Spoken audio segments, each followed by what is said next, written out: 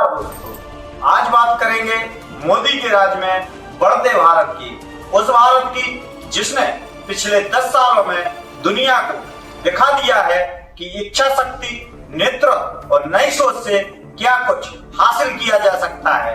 जहां कभी विकास की रफ्तार सवालों में थी, वहीं आज विश्व की चौथी सबसे बड़ी अर्थव्यवस्था बन चुका है। हाल ही में जापान को पीछे किया है और वो दिन दूर नहीं है जब जर्मनी को पीछा करके टॉप 3 में शामिल होगा।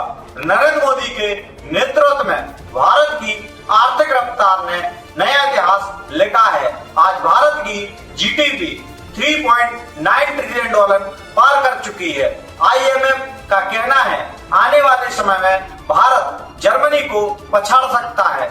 मेक इन इंडिया और स्टार्टअप जैसी योजनाओं ने न सिर्फ रोजगार बढ़ाए हैं बल्कि देश के युवाओं को दिया है नया आत्मविश्वास।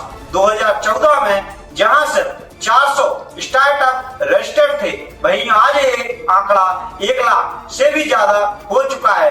क्या ये डिजिटल इंडिया का कमाल नहीं है?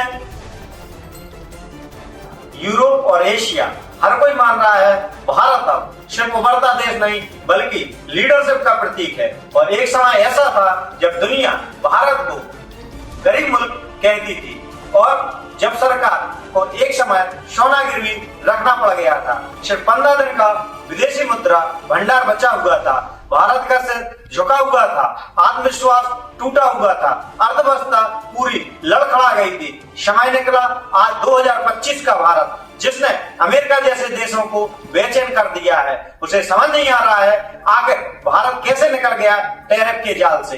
अमेरिका ने जो चाल चली थी भारत के पलटवार से दुनिया हैरान और दंग हो गई है। ये 2025 का भारत है जो झुकेगा नहीं, डरेगा नहीं और ऐसा पलटवार जो दिल और दिमाग दोनों को हिला देगा। अमेरिका के 50% टैरिफ पर उसे लग रहा था भारत के कारखाने ठप हो जाएंगे, निर्यात घटेगा, भारत का रुपया जमीन पर आ जाएगा। लेकिन भारत ने उस टैरिफ का जवाब 24 देशों की गुप्त डील से दिया। ऐसी आर्थिक रणनीति जिसने डॉलर की नींव हिला डाली। इन 24 देशों से ऐसे समझौते किए कि भारत के व्यापार के रास्ते खुल गए हैं, रुपया चमक रहा है, डॉलर डगमगा रहा है।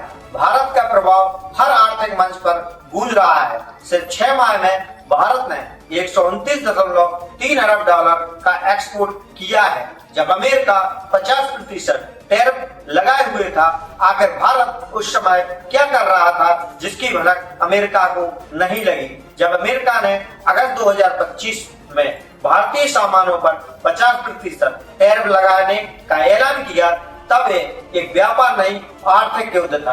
अमेरिका को लगा था कि भारत के एक्सपोर्टर्स घुटनों पर गिर पड़ेंगे, डॉलर का दबदबा भारत पर भारी पड़ेगा। लेकिन भारत ने पहले ही अपनी रणनीति तैयार कर रखी थी। बिना बम, बिना मिसाइल, एक व्यापारिक क्रांति की तैयारी। डॉलर की जंजीरों को तोड़ने के लिए रुपये को हथियार बनाया और दुनिया के सामने स्वतंत्र आर्थिक आजादी का रास्ता खोला। जब अमेरिका भारत को रोकना चाहता था, तब भारत ने UAE, सऊदी अरब, इराक, ओमान तेल उत्पादक देशों से ऐसे सौदे किए जिससे ऊर्जा के साथ साथ व्यापार के दरवाजे खुले। खास बात यह है, यह व्यापार डॉलर में नहीं भारतीय रुपए में हो रहा है। जितना व्यापार बढ़ेगा उतनी डॉलर की पकड़ कमजोर होगी। यानी दूसरा मोर्चा यूरोप पर खोला। जर्मनी, इंग्लैंड, पोलैंड, बेल्जियम और इटली जैसे देशों में अपनी पैठ बनाई। अब यूरोप के मार्केट में अमेरिकी और चीनी उत्पादों को भारत के उत्पाद पछाड़ रहे हैं। जर्मनी से मशीनें आ रही हैं, भारत से तैयार माल जा रहा है और ऐसी साझेदारी जो डॉलर को हिला रही है। तीसरा कदम था एशियाई देशों के साथ गठबंधन। दक्षिण कोरिया, वियतनाम, थाईलैंड, इन एशियाई देशों का भारत नेतृत्व कर रहा है। अब बात करते हैं अफ्रीका। चीन ने अफ्रीका को कर्जदार बनाया, वहीं भारत ने साझेदार बनाया। केन्या, नाइजीरिया, मिस्र और तंजानिया भारत के सबसे बड़े नए मार्केट बन चुके हैं। भारत ने वहां स्कूल, सड़कें और टेक्नोलॉजी दी, बल्कि बदले में अफ्रीका भारत को अपने बाजार दे रहा है। जब अमेरिका भारत पर टैरिफ थोप रहा था, तब भारत कनाडा, मैक्सिको, ब्राजील से डील कर रहा था। यानी अमेरिका से व्यापार खत्म हुआ तो उसके पड़ोसियों के साथ इंटर करेगा। भारत की असली रणनीति जिसे समझना हर कोई के बस की नहीं है, उसको वही समझ सकता है जो भारत की राजनीति में गहराई से उतरे। की लोकप्रियता और भारत को विकसित राष्ट्र बनाने का संकल्प विदेशी शक्तियों को रास नहीं आ रहा। मोदी जी ने हाल ही में एक सभा में कहा था, कल रात ही मैं जापान और चीन की यात्रा करके वापस लौटा हूं।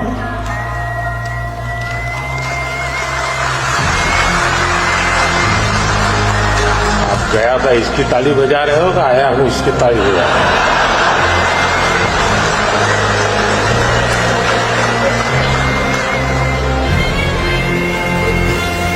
मोदी जी के शब्द हैं, हर शब्द का अर्थ गहरा होता है। दुश्मन नहीं चाहते भारत विकसित राष्ट्र बने। एक चेहरे ने भारत की स्थिति बदल दी है। ये मैं नहीं कह रहा, भारत का दुश्मन पाकिस्तान की आवाम कह रही है। तो सुने, इंडिया को क्लास बनाने में लकी हो आप इंडिया वाले, यकीन मानो कि आपको प्राइम मिनिस्टर मोदी मिले। मैं हर बार यही बात करता हूँ। मोदी जी की एज है 73 इयर्स, ठीक है। मैं सोच रहा था कि मोदी जी बुजुर्ग हो गए या ओल्ड हो गए, इनके बाद योगी जी आएंगे या कोई और आएंगे, किसी और की बारी आएगी, लेकिन ऐसा कुछ भी नहीं है। मोदी जी अभी तो यंग है, मेरे ख्याल से 73 ईयर्स।